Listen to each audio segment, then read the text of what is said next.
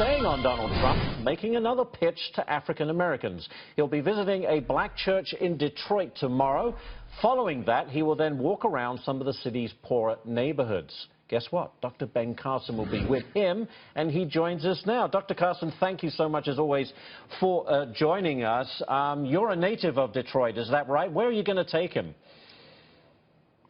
We're going to just go to some of the areas of Detroit that show the tremendous decline that has occurred. You know, when I was growing up, and certainly before that time, Detroit was actually doing very well. In the 30s, 40s, 50s, Detroit was the most prosperous city in the country. Some people say in the world. And it's been these policies that have been put in place. I don't necessarily just want to say democratic policies. I would say progressive policies, because not all Democrats are liberal and not all Republicans are conservative. But the fact of the matter is the policies are what hurt people. When you have things that break families up, when you have a system that places the interest of the unions over the interest of the students so that you have deteriorating schools, when you have administrations that pile on all kinds of regulations. You know, for a small manufacturer, the annual cost to deal with just regulations for one employee is $34,000. Now, wow. How in the world are you going to be able to compete with other nations under those circumstances?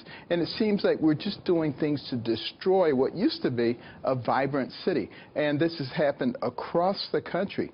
And unfortunately, a lot of the people in those situations have been fooled into believing that the very people who are doing this to them are their saviors and their heroes. Exactly. And, you know, listen, there's been quite I can say, I use the word outrage, that Donald Trump is going to be attending this particular church.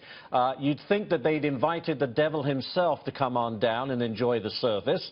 And yet his message, that Mr. Trump's message, has been, look, vote for me. What have you got to lose? And when you talk about these communities that are in disarray and ruin, he doesn't seem to be very welcome. Why is that?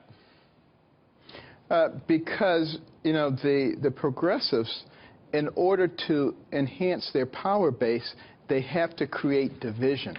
And they have to make the other guy seem like the bad guy.